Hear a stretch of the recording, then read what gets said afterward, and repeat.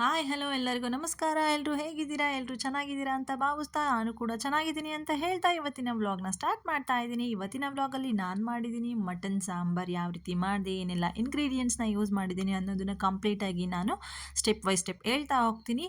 ವಿಡಿಯೋನ ಸ್ಕಿಪ್ ಮಾಡದೆ ಕೊನೆವರೆಗೂ ನೋಡಿ. ವಿಡಿಯೋ ತುಂಬಾ ಚೆನ್ನಾಗಿರುತ್ತೆ. ಹಾಗೆ ಮನೇಲಿ ಕೂಡ ನೀವು ಟ್ರೈ ಮಾಡಿ ಹೇಗೆ ಬಂತು ಅಂತ ಕಮೆಂಟ್ ಮಾಡಿ. ಇನ್ನೂ ಯಾಕೆ ತಡ, ಬನ್ನಿ ಸ್ಟಾರ್ಟ್ ಮಾಡೋಣ.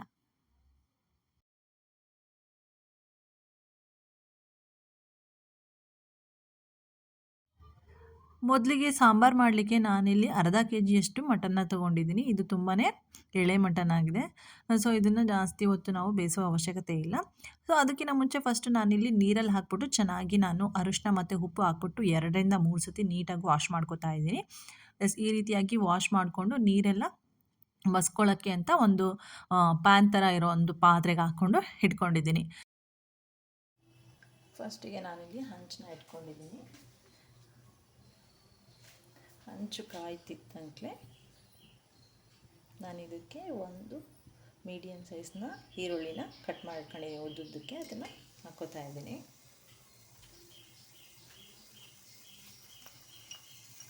ಈರುಳ್ಳಿ ಹಾಕಿದ ಮೇಲೆ ಎರಡು ದೊಡ್ಡ ಗಡ್ಡೆನ ಈ ಬೆಳ್ಳುಳ್ಳಿನ ಸಿಪ್ಪೆ ಎಲ್ಲ ತೆಗೆದು ನೀಟಾಗಿ ಸುಲ್ಕೊಂಡು ಇಟ್ಕೊಂಡಿದ್ದೀನಿ. ಅದನ್ನು ಕೂಡ ಹಾಕ್ಕೋತಾ ಇದ್ದೀನಿ. ಇಷ್ಟು ಹಾಕಿ ಸ್ವಲ್ಪ ಎಣ್ಣೆನ ಹಾಕ್ಕೊಂಡ್ಬಿಟ್ಟು ಚೆನ್ನಾಗಿ ಕೆಂಪಗಾಗುವಷ್ಟು ಹುರ್ಕೊಳ್ಳೋಣ.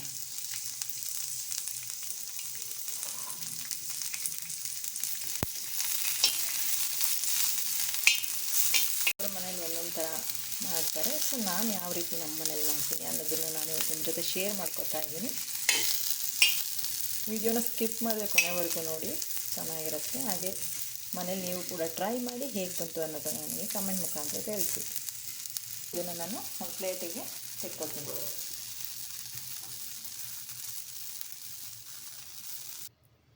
ಇಲ್ಲಿ ಒಂದು ಸ್ವಲ್ಪ ಶುಂಠಿನ ತೊಗೊಂಡಿದ್ದೀನಿ, ಹಸಿ ಶುಂಠಿನ. ಇದನ್ನು ಸ್ವಲ್ಪ ಜಜ್ಕೊಂಡು ನಾನು ಮಿಕ್ಸಿ ಜಾರಿಗೆ ಹಾಕ್ಕೋತೀನಿ. ಇಲ್ಲಾಂದರೆ ಪೇಸ್ಟ್ ಆಗಲ್ಲ ಅದಕ್ಕೆ. ಹುರ್ಕೊಂಡಿರೋ ಈರುಳ್ಳಿ ಬೆಳ್ಳುಳ್ಳಿನ ನಾನು ಹಾಕ್ಕೊಂಡಿದ್ದೀನಿ. ಅದ್ರ ಜೊತೆಗೆ ನಾನೀಗ ಜಜ್ಕೊಂಡಿರೋ ಹಸಿ ಶುಂಠಿನೂ ಹಾಕ್ಕೋತಾ ಇದ್ದೀನಿ. ಇದ್ರ ಜೊತೆಗೆ ನಾನೀಗ ಖಾರದ ಪುಡಿ, ಧನಿಯಾ ಪುಡಿ ಹಾಕ್ಕೋತೀನಿ.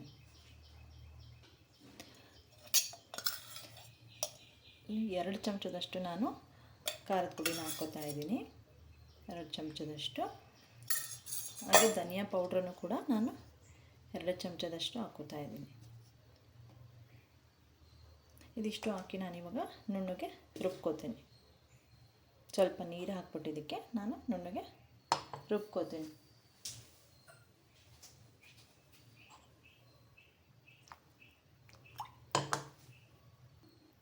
ಈ ರೀತಿ ನುಣ್ಣಗೆ ನಾನು ರುಬ್ಕೊಂಡಿದ್ದೀನಿ.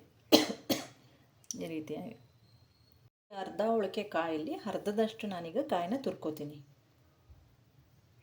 ಕಾಯಿನ ತುರ್ಕೊಂಡು ಇಟ್ಕೊಂಡಿದ್ದೀನಿ. ಇದನ್ನು ನಾನು ಆಮೇಲೆ ರುಬ್ಕೋತೀನಿ. ರುಬ್ಬುವಾಗ ನಾನು ನಿಮ್ಗೆ ತೋರಿಸ್ತೀನಿ. ಕುಕ್ಕರ್ ಪ್ಯಾನ್ ಇಟ್ಕೊಂಡಿದ್ದೀನಿ. ಇದಕ್ಕೆ ಸ್ವಲ್ಪ ಎಣ್ಣೆನ ಹಾಕ್ಕೊಳ್ಳೋಣ.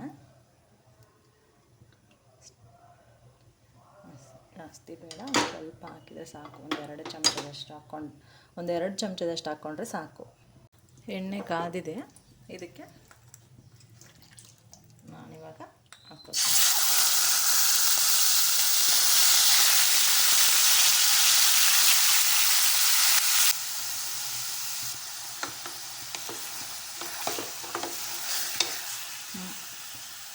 ಮಟನ್ ತುಂಬಾ ಎಳೆದಿದೆ. ಸೊ ಒಂದೇ ಒಂದು ವಿಷಲ್ ಬಡಿಸ್ಕೊಂಡ್ರೆ ಸಾಕಾಗುತ್ತೆ. ಸೊ ಉಪ್ಪು ಹಾಕ್ಕೋತಾ ಇದ್ದೀನಿ.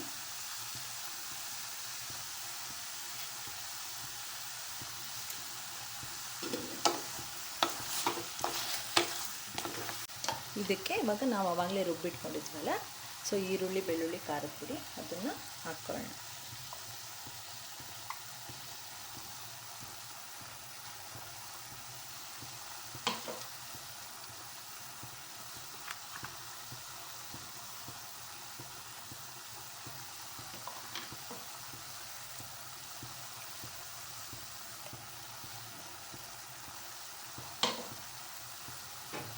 ಹಾಕ್ಕೊಂಡ್ಬಿಟ್ಟು ಚೆನ್ನಾಗಿ ತಿರುಗ್ಕೊಳ್ಳೋಣ.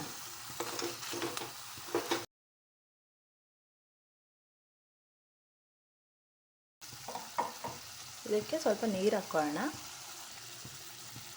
ಈ ರೀತಿ ಜಾರಲ್ಲಿ ಸ್ವಲ್ಪ ಅಂಟ್ಕೊಂಡಿರುತ್ತಲ್ಲ, ಸೊ ಅದನ್ನು ಕೂಡ ನೀರು ಹಾಕ್ಬಿಟ್ಟು ಕಲಗಿಸಿ ನಾವು ಅದನ್ನು ಕೂಡ ಸ್ವಲ್ಪ ಹೊತ್ತು ಹಾಗೆ ಕುದಿ ಇಟ್ಬಿಡೋಣ.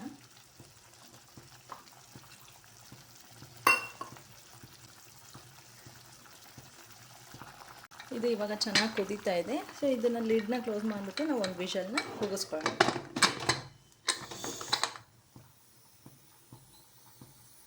ವಿಷಲ್ ಬರೋ ಅಷ್ಟೊತ್ತಿಗೆ ನಾವೀಗ ಕಾಯಿ ರುಬ್ಕೊಂಡು ಕಾಯಿ ಮಸಾಲೆ ರೆಡಿ ಮಾಡ್ಕೊಳ್ಳೋಣ. ಅದಕ್ಕೆ ನಾನು ಆವಾಗಲೇ ತುರಿದಿಟ್ಕೊಂಡಿರೋ ಕಾಯಿನ ಹಾಕ್ಕೋತಾ ಇದ್ದೀನಿ. ಒಂದೊಳಗೆ ಕಾಯಲ್ಲಿ ಅರ್ಧದಷ್ಟು ನಾನು ತುರ್ಕೊಂಡಿದ್ದೀನಿ ಹಸಿ ಕಾಯಿನ, ಅದನ್ನು ಹಾಕ್ಕೋತಾ ಇದ್ದೀನಿ. ಇದ್ರ ಜೊತೆಗೆ ಸ್ವಲ್ಪ ಕೊತ್ತಂಬರಿ ಮತ್ತು ಒಂದು ಚಿಟಿಕೆಯಷ್ಟು ನಾನಿಲ್ಲಿ ಲವಂಗನ ಪುಡಿ ಮಾಡಿ ಇಟ್ಕೊಂಡಿರೋ ಪೌಡ್ರ್ ಹಾಕ್ತಿದ್ದೀನಿ. ಲವಂಗ ಪೌಡ್ರು ಜಾಸ್ತಿ ಹಾಕ್ಕೊಂಡ್ರೆ ಖಾರ ಆಗುತ್ತೆ. ಸೊ ನಾನು ಒಂದು ಸ್ವಲ್ಪ ಹಾಕ್ಕೋತಾ ಇದ್ದೀನಿ, ಒಂದು 1/4 ಚಮಚದಷ್ಟು. ಹಾಗೆ ಒಂದು ಅರ್ಧ ಚಮಚದಷ್ಟು ಚಕ್ಕೆ ಪುಡಿನ ಹಾಕ್ಕೋತಾ ಇದ್ದೀನಿ. ಇದಿಷ್ಟು ಹಾಕ್ಕೊಂಡು ನಾನೀಗ ನುಣ್ಣಗೆ ರುಬ್ಕೋತೀನಿ. ಸ್ವಲ್ಪ ನೀರನ್ನ ಹಾಕ್ಕೊಂಡ್ಬಿಟ್ಟು ನಾವು ಇದನ್ನು ನುಣ್ಣಗೆ ರುಬ್ಕೊಳ್ಳೋಣ. ಈ ರೀತಿ ಫುಲ್ಲು ನುಣ್ಣಗೆ ನಾನು ಇದನ್ನು ರುಬ್ಬಿಟ್ಕೊಂಡಿದ್ದೀನಿ. ಅದು ಒಂದು ವಿಷಲ್ ಬಂದುಬಿಟ್ಟು ಹಾರಿದ ಮೇಲೆ, ಅದು ಫುಲ್ ತಣ್ಣಗಾದ್ಮೇಲೆ ನಾವು ಅದನ್ನು ತೆಗೆದ್ಬಿಟ್ಟು ಇದನ್ನು ಹಾಕಿ ಆಮೇಲೆ ಕುದಿಸ್ಕೊಳ್ಳೋಣ. ನೀರು ನೋಡ್ಕೊಂಡು ಹಾಕ್ಕೊಂಡು. ವಿಷಲ್ ಹಾರಿದೆ, ನಾವೀಗ ಓಪನ್ ಮಾಡ್ತೀವಿ.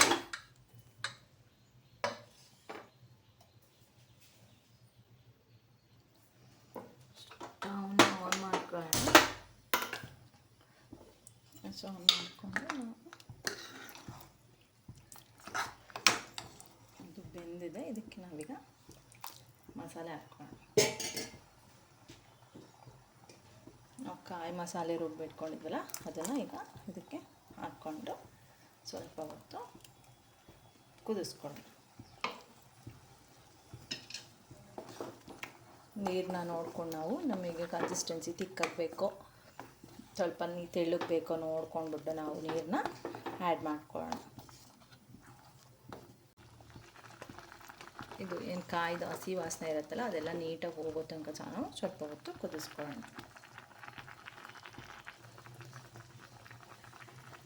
ಚೆನ್ನಾಗದು ಸ್ವಲ್ಪ ಎಣ್ಣೆ ಬಿಟ್ಕೊಳ್ಳುತ್ತೆ, ಅಲ್ಲಿವರೆಗೂ ನಾವು ನೀಟಾಗಿ ಕುದಿಸ್ಕೊಳ್ಳೋಣ. ಆಗಿದೆ, ನೀಟಾಗಿ ಕುದ್ದು ಎಲ್ಲ ಬೆಂದಿದೆ. ಸೊ ಈಗ ನಾನು ಸ್ಟವ್ನ ಆಫ್ ಮಾಡಿಬಿಟ್ಟು ಲಿಡ್ನ ಕ್ಲೋಸ್ ಮಾಡ್ತೀನಿ.